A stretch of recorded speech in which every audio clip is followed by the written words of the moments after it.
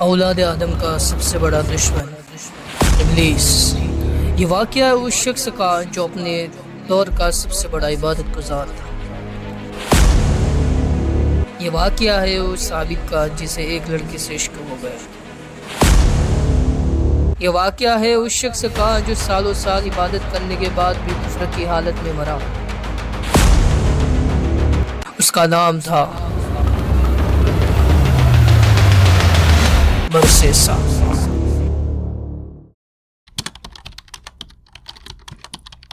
بنی اسرائیل میں برسیسا نامی ایک راہب تھا۔ اس وقت بنی اسرائیل میں اس جیسا کوئی عبادت گزار نہیں تھا۔ اس نے ایک عبادت خانہ بنایا ہوا تھا اور اسی میں عبادت کرتا رہتا تھا۔ برسیسا کو لوگوں سے کوئی غرض نہیں تھی۔ لوگ اس کو بڑی عزت کی نگاہوں سے دیکھتے تھے اور اس کے دل سے عزت کیا کرتے تھے، لیکن نہ تو وہ کسی کو ملتا تھا اور نہ کسی کے پاس آتا جاتا تھا۔ شیطان نے اسے گمراہ کرنے کا ارادہ کر لیا۔ برسیسا اپنے کمرے سے باہر نکلتا ہی نہیں تھا تو شیطان کو کوئی چارہ ملتا ہی نہیں تھا کہ اس کو کیسے گمراہ کیا جائے۔ لیکن شیطان ہے۔ اس نے ایک ترکیب سوچ ہی لی، لیکن برسیسا بھی پیچھے ہٹنے والوں میں سے نہیں تھا۔ وہ ایسا عبادت گزار تھا کہ اپنا وقت ہرگز ضائع نہیں کرتا تھا۔ لیکن شیطان نے جب دیکھا کہ جب برسیسا تھکتا ہے تو کبھی کبھی اپنی کھڑکی سے باہر جھانک کر دیکھ لیتا، ادھر کوئی آبادی بھی نہیں تھی، اس کا اکیلا رہنا تھا وہاں پر۔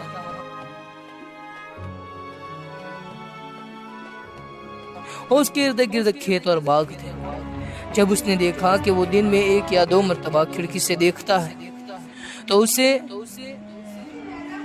ایک ترکیب سوجی اور اس مردود نے انسانی شکل میں آ کر کھڑکی کے سامنے نماز کی نیت باندھ لی۔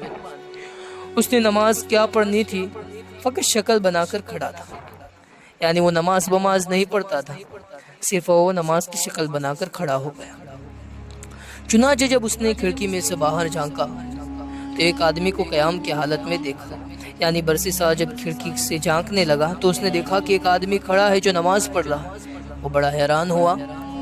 جب دن کے دوسرے حصے میں اس نے دوبارہ ارادتاً باہر دیکھا، یعنی جب وہ تھکا ہارا، اور اس نے ارادہ کیا کہ میں کھڑکی سے باہر تھوڑا سا دیکھ لوں، تو جب اس نے دیکھا تو وہ رکوع میں تھا۔ بڑا لمبا رکوع کیا، یعنی شیطان رکوع میں تھا، لیکن برسیسا کو پتہ نہیں تھا کیونکہ شیطان نے انسان کی شکل اختیار کر لی تھی۔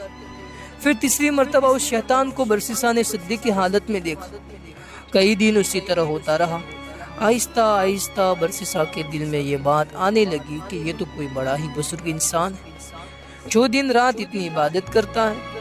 وہ کئی مہینوں تک اس طرح شکل بنا کر قیام، رکوع اور سجدے کرتا رہا، یہاں تک کہ برسیسا کے دل میں یہ بات آنے لگی کہ میں اس سے پوچھوں تو صحیح کہ یہ کون ہے۔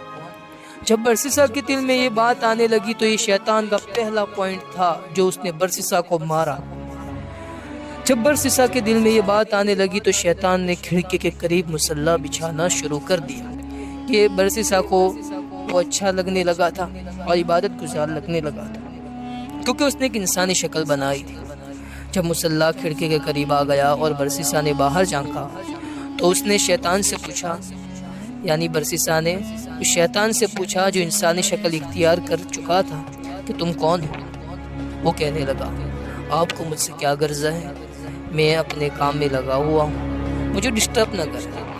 وہ سوچنے لگا، عجیب بات ہے کہ کسی کی کوئی بات سننا گوارا ہی نہیں کرتا۔ دوسرے دن برسیسا نے پھر پوچھا کہ آپ اپنا تعارف تو کروائیے۔ وہ کہنے لگا، مجھے اپنا کام کرنے دو۔ اللہ کی شان یہ ہوئی کہ ایک دن بارش ہونے لگی۔ وہ بارش میں بھی شیطان انسان کی شکل اختیار کر کے نماز پڑھ رہا ہے اور وہ بارش میں کھڑا ہو گیا۔ برسیسا کے دل میں بات آئی کہ جب یہ اتنا عبادت گزار ہے کہ اس نے بارش کی بھی کوئی پرواہ نہیں کی، کیوں نہ میں اچھے اخلاق کا مظاہرہ کروں اور اس کو کہوں کہ میاں اندر آ جاؤ۔ چنانچہ اس نے شیطان کو پیشکش کی کہ باہر بارش ہو رہی ہے، تم اندر آ جاؤ۔ وہ جواب میں کہنے لگا، ٹھیک ہے، مومن کو مومن کی دعوت قبول کر لینی چاہیے۔ شیطان نے یہ دوسرا تیر لگایا اور برسیسا کو لگ گیا کہ جب شیطان بارش ہو رہی تھی اور اس وقت وہ نماز پڑھنے لگا تو برسیسا کو اس پر رحم آیا اور اس کو اندر بلانے لگا، یعنی شیطان کا یہ دوسرا پوائنٹ بھی کام کر گیا۔ وہ چاہتا ہی یہی تھا، چنانچہ اس نے کمرے میں آ کر نماز کی نیت باندھ لی۔ وہ کئی مہینوں تک اس کے کمرے میں عبادت کی شکل بناتا رہا۔ وہ دراصل عبادت نہیں کر رہا تھا، فقط نماز کی شکل بنا رہا تھا، لیکن دوسرا یہی سمجھ رہا تھا کہ وہ نماز پڑھ رہا ہے۔ اس کو نماز سے کیا غرض تھی، وہ تو اپنے مشن پر تھا۔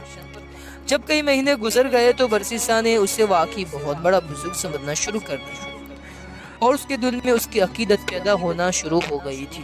اتنے عرصے کے بعد شیطان برسیسا سے کہنے لگا کہ اب میرا سال پورا ہو چکا ہے، یعنی شیطان نے اپنا کام کر لیا تھا، اور اس نے کہہ دیا کہ اب میرا سال پورا ہو چکا ہے، لہٰذا اب میں یہاں سے جاتا ہوں، میرا مقام کہیں اور ہے۔ روانہ ہوتے وقت ویسے ہی دل نرم ہو چکا تھا برسیسا کا، لہٰذا اس نے پھر سے ایک تیر مار دیا، اور وہ برسیسا سے کہنے لگا، اچھا میں آپ کو جاتے جاتے ایک ایسا تحفہ دے جاتا ہوں جو مجھے اپنے بڑوں سے ملا تھا۔ وہ تحفہ یہ ہے کہ اگر تمہارے پاس کوئی بھی بیمار آئے تو اس پر یہ پڑھ کر دم کر دینا، وہ ٹھیک ہو جایا کرے گا۔ تم بھی کیا یاد کرو گے کہ کوئی آیا تھا اور تحفہ دے گیا تھا؟ برسیسا نے کہا کہ بھئی میں ایسی چیزوں کو نہیں مانتا، مجھے اس کی کوئی ضرورت نہیں۔ وہ کہنے لگا کہ ہمیں یہ نعمت طویل مدت کی محنت کے بعد ملی ہے۔ وہ مکار جھوٹ بولتا رہا اور وہ برسیسا کو پھنساتا رہا۔ برسیسا پوری طرح شیطان کے جال میں پھنس چکا تھا، اور یہ جب اس نے یہ باتیں کہی تو اس وقت برسیسا کہنے لگا، اچھا جی مجھے بھی سکھا دے۔ چنانچہ شیطان نے اسے ایک دم سکھا دیا، اور یہ کہتے ہوئے رخصت ہو گیا کہ پھر کبھی ملیں گے۔ وہ وہاں سے سیدھا بادشاہ کے گھر گیا۔ بادشاہ کے 3 بیٹے اور 1 بیٹی تھی۔ شیطان نے جا کر اس بیٹی پر اثر ڈالا اور وہ مجنونہ سی بن گئی۔ وہ خوبصورت اور پڑھی لکھی تھی، لیکن شیطان کے اثر سے اسے دورے پڑنا شروع ہو گئے۔ بادشاہ نے اس کے علاج کے لیے حکیم اور ڈاکٹر بلوائے۔ کئی دنوں تک وہ اس کا علاج کرتے رہے، لیکن کوئی فائدہ نہ ہوا۔ جب کئی دنوں کے علاج کے بعد بھی کچھ فائدہ نہ ہوا تو شیطان نے بادشاہ کے دل میں یہ بات ڈالی کہ بڑے حکیموں اور ڈاکٹروں سے علاج کروا لیا ہے، اب کسی دم والے سے ہی دم کروا کر دیکھ لو۔ خیال آتے ہی اس نے سوچا کہ ہاں کسی دم والے کو تلاش کرنا چاہیے۔ چنانچہ اس نے اپنے سولجرز بھیجے تاکہ وہ پتہ کر کے آئے کہ اس وقت سب سے زیادہ نیک بندہ کون ہے۔ سب نے کہا کہ اس وقت کا سب سے بڑا عابد، زاہد اور نیک عبادت گزار اگر کوئی آدمی ہے تو برسیسا، اور وہ تو کسی سے ملتا ہی نہیں ہے۔ بادشاہ نے کہا کہ بھئی اگر وہ کسی سے نہیں ملتا تو ان کے پاس جا کر میری طرف سے منت سماجت کرو کہ ہم آپ کے پاس آ جاتے ہیں۔ بادشاہ کے کچھ آدمی برسیسا کے پاس گئے۔ اس نے انہیں دیکھ کر کہا کہ آپ مجھے ڈسٹرب کرنے کیوں آئے ہیں؟ انہوں نے کہا کہ بادشاہ کی بیٹی بیمار ہے، حکیموں اور ڈاکٹروں سے بڑا علاج کروایا ہے لیکن کوئی فائدہ نہیں ہوا۔ بادشاہ چاہتے ہیں کہ آپ بے شک یہاں نہ آئیں تاکہ آپ کی عبادت میں خلل نہ آئے۔ ہم آپ کے پاس بچی کو لے کر آ جاتے ہیں، آپ یہی اس بچی کو دم کر دینا، ہمیں امید ہے کہ آپ کے دم کرنے سے وہ ٹھیک ہو جائے گی۔ اس کے دل میں ایک خیال آیا کہ ہاں میں نے ایک دم سیکھا تو ہے، یعنی اس کو شیطان والا دم یاد آ گیا کہ اس نے ایک عابد زاہد نے جاتے وقت ایک دم مجھے دیا تھا۔ اصل میں جو شیطان تھا اس کو پتہ نہیں تھا، تو اس کو یاد آ گیا کہ ہاں اس آدمی نے مجھے دم دیا تھا، تو اس دم کو آزمانے کا یہ اچھا موقع ہے۔ اس نے سوچا چلو یہ تو پتہ چل جائے گا کہ وہ دم ٹھیک بھی ہے یا نہیں۔ چنانچہ اس نے ان لوگوں کو بادشاہ کی بیٹی کو لانے کی اجازت دے دی۔